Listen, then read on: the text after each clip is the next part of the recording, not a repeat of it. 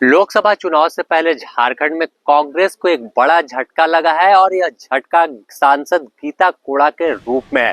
सीधे तौर पर अगर बात करें तो सांसद गीता कोड़ा अब भाजपा की हो गई है और भाजपा का दामन थाम लिया है। मगर बात करें गीता कोड़ा की तो गीता कोड़ा कोल्हान में इनका एक बड़ा बेस वोट बैंक है और साफ तौर पर अब यह जो तमाम वोट बैंक है वो भी गीता कोड़ा के साथ भाजपा की ओर रुख करेगा। तो 2024 के लोकसभा चुनाव में जहां एक और संगठन को धार देने की कोशिश तमाम कांग्रेसी नेता कर रहे हैं, भारत जोड़ो न्याय यात्रा उनके नेता राहुल गांधी निकाल रहे हैं, लेकिन जैसे ही आज की बात करें तो आज एक सांसद जो है कोल्हान की गीता कोड़ा पूर्व मुख्यमंत्री मधु कोड़ा की पत्नी है, तो उन्होंने सीधे तौर पर भाजपा की ओर रुख किया और भाजपा के कार्यालय में, प्रदेश कार्यालय में उनका भव्य स्वागत किया गया और पार्टी की सदस्यता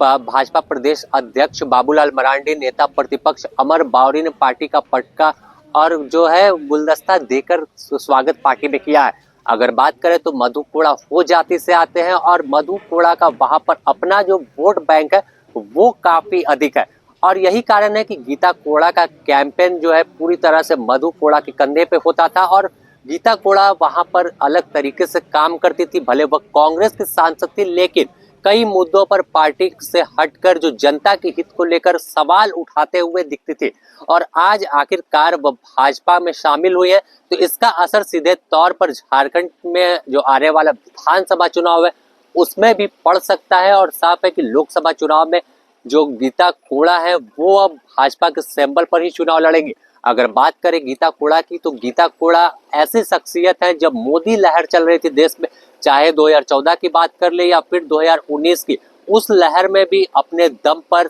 पूर्व मुख्यमंत्री मधु कोड़ा ने कैंपेन काफी तगड़ा वहां पर किया और सांसद गीता कोड़ा के नाम यह सीट थी, दोनों बार वह जीत दर्ज की थी। तो साफ है, आप अंदाजा इससे लगा सकते हैं कि कितना बड़ा जो इनका वहां पर वर्चस्व है कोल्हान में वो है। तो सीधे तौर पर सांसद गीता कोड़ा की कई बार चर्चाएं हुई कि आज भाजपा में शामिल होंगे, लेकिन तमाम चर्चाओं पर विराम लगा और अब वह भाजपा की हो गई है। एक और अगर बात करें तो तमाम तैयारियां चुनावी मूड में तमाम राजनीतिक दल जो है वो है, सीधे तौर पर अब पाले बदलने का जो सिलसिला है नेताओं का वो शुरू हो गया है, जिसमें सबसे पहले झारखंड में एक बड़ा चेहरा और बड़ा झटका कहेंगे कांग्रेस को गीता कोड़ा के रूप में लगा है। कोल्हान में काफी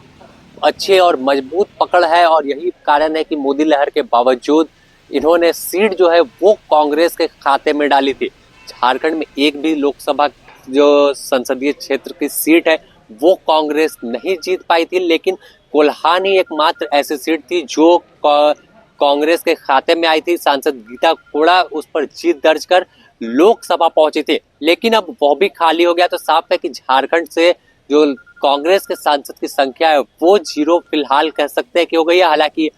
अभी वह कांग्रेस के सिंबल पर ही जीती थी, तो सीधे तौर पर चुनाव में इनको और तगड़ा झटका मिलने वाला है, क्योंकि